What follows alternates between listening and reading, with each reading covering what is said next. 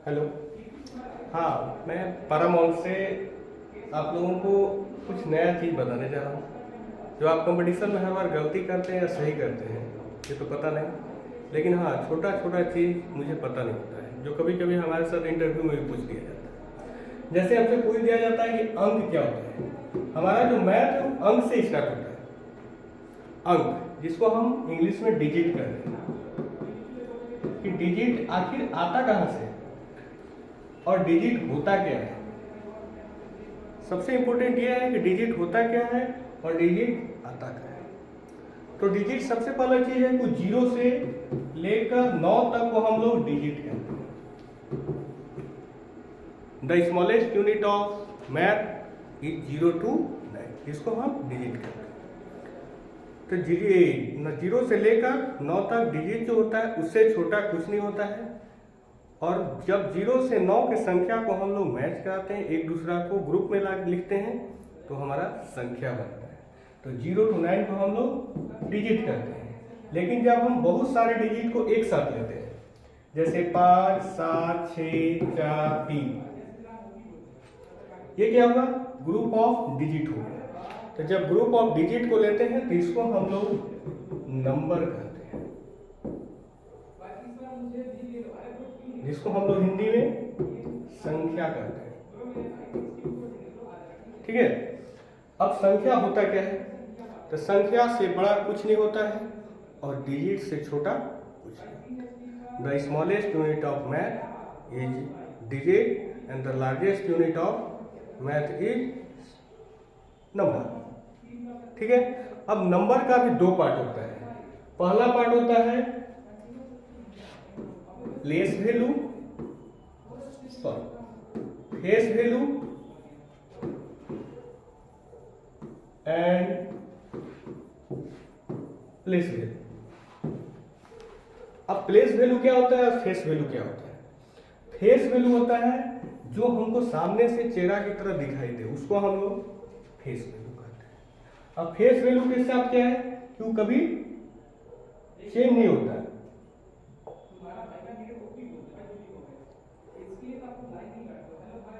हाँ, place value, face value कभी भी चेंज नहीं होता। ये हमेशा अगर पूछ दिया जाए आपसे एग्जाम में कि 7 का जातीय मान कितना होता है तो 7 ही। जैसे हमने एक संख्या ली हुई क्वेश्चन का कि 5, 7, 6, 4, 2। 5, 7, 6, 4, 2 में 7 का जातीय मान क्या होता है? तो 7 का जातीय मान अगर हमको निकालना है तो जिस चीज का पूछता है सेम संख्या ही जातीय मान होता है। अगर हमसे यहाँ पे पूछ दे कि 7 का जातीय मान क्या है तो इसका 7 होगा। हमसे पूछ दे यहाँ पे 5 का जातीय मान तो 5 होगा। हमसे 6 का पूछ दे तो 6 होगा। यानी जिस संख्या का पूछा जाए जातीय मान वही होता है। इसी तरह हम यहाँ पे लेते हैं कि एक और यहाँ पे एक संख्या है 25976548 में 7 का जातीय मान क्या होगा, यानी फेस वैल्यू क्या होगा? तो 7 का जातीय मान क्या होगा? हमेशा 7 ही होगा। तो इसका मतलब है कि जातीय मान कभी बदलता नहीं है। तो संख्या का पहला पहलू होता है जातीय मान, इसके बाद आता है प्लेस वैल्यू, इसके बाद होता है प्लेस वैल्यू। अब प्लेस वैल्यू क्या होता है? तो प्लेस वैल्यू का मतलब है कि उसके बाद जो भी संख्या है उसको हम लोग दाहिने तरफ से 0 में बदल देते हैं। जैसे ये हमेशा ऑलवेज चेंज है, ये हमेशा बदलते रहेगा। कभी हो सकता है कि इकाई का स्थान पर हो, कभी हो सकता है दहाई हो, कभी हो सकता है 100, कभी आपका सैकड़ा के स्थान पे हो, यानी 100 के स्थान पे हो। तो प्लेस वैल्यू हमेशा चेंजेबल होता है। एक साधारण सा हम लोग जो जनरल कंपटीशन में पढ़ते हैं उसमें होता क्या है कि प्लेस वैल्यू फेस वैल्यू के लेकर हमेशा एक समस्या होता है। समस्या ये होता है कि प्लेस वैल्यू क्या होता है और फेस वैल्यू क्या होता है। तो प्लेस वैल्यू और फेस वैल्यू में सीधा एक ही चीज को ध्यान रखना है कि आपका जो चेहरा की तरह दिख रहा है सेम चीज, उसको हम लोग फेस वैल्यू कहते हैं। और प्लेस वैल्यू कि आपके बाद कितने लोग बैठे हुए हैं उसको हम लोग प्लेस वैल्यू कहते हैं। बस यही समझना है। अब प्लेस वैल्यू का नियम क्या है बनाने का?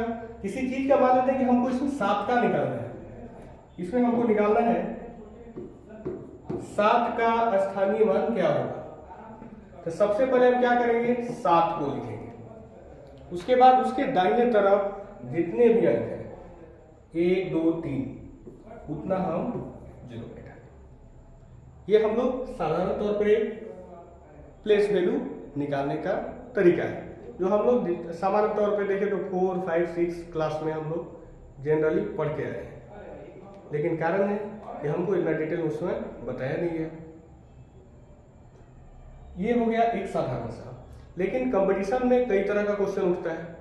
कभी होता है कि स्थानीय मान आप बताइए दशमलव का, डेसिमल का, कभी आता है कि हॉल का, पूर्णांक का बताइए, तब क्वेश्चन कैसे बनेगा। तो उसका रूल है,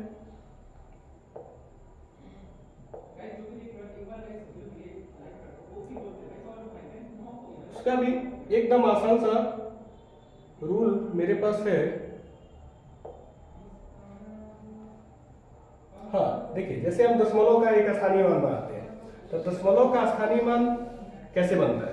तो इसका रूल है कि मान लेते हैं कि यहाँ पे हमको 2 का चाहिए, तो सबसे पहले हम 2 लिखेंगे, और 2 लिखने के बाद जितना दशमलव से लेकर के और संख्या तक, इस अंक तक जितना संख्या होगा उस सबको हम 0 में बदल देंगे। ये मेरा स्थानीय मान हो गया दशमलव का। कभी कभी एग्जाम में और बाई ऑप्शन भी हमको जाना पड़ता है। बाई ऑप्शन में क्या होता है, कभी कभी हमको भिन्न में पूछ देता है, तो हो जाएगा 2/1000, और भी हमको इसको शॉर्ट करना है तो 1/500। आपको बाई ऑप्शन जो भी मिलेगा उस अनुसार आप टिक कर दीजिए। ये हो गया दशमलव का स्थानीय मान। कभी कभी हमको मिलता है जातीय मान पूर्णांक का निकालने का, तो जब हम पूर्णांक का जातीय मान निकालते हैं, पूर्णांक का जातीय मान निकालते समय ध्यान दिया जाता है कि जिस संख्या हिडन रहता है यहाँ पे, उस संख्या का हमको निकालना होता है। जैसे हमको एक क्वेश्चन मिला कि 758.5/8 में 2 का स्थानीय मान क्या होगा, तो 2 का स्थानीय मान हमको निकालना है। तो सबसे पहले तो हम ये देखेंगे कि हमको यहाँ पे 2 नजर नहीं आ रहा है, तो 2 नजर आने के लिए क्या करना होगा, तो 2 नजर आने के लिए हमको सबसे पहले 8 से 5 में भाग देना होगा। तो जब हम 8 से 5 में भाग देंगे तो 758.625 हो जाएगा। अब हमको साथ साथ 2 नजर आएगा, तो हम लोग पिछला क्वेश्चन जो किए थे दशमलव के अनुसार कि दशमलव वाला कैसे बनता है, तो सेम फिर इसी प्रोसेस पे ले आएंगे कि सबसे पहले 2 लिख लेंगे और दशमलव से लेकर संख्या तक जितना उतना हम 0 बैठा। इसके बाद हम, अगर हमारा ऑप्शन दशमलव में है तो दशमलव में छोड़ देंगे। अगर हमसे पूछ दिया क्वेश्चन भिन्न में क्या है, तो 2/100, और छोटा करना हो तो 1/50। ये हमारा टॉपिक आज स्थानीय मान और जातीय मान का अंतर, और हम लोग कैसे इसका क्वेश्चन सोल्व करते हैं। बहुत बार ऐसा होता है कि हमसे पूछ देता है कि स्थानीय मान और जातीय मान दोनों का अंतर बताइए। तो स्थानीय मान और जातीय मान का अंतर जैसे इसी क्वेश्चन में कि 2 का जातीय मान क्या होगा, तो 2 का जातीय मान हमेशा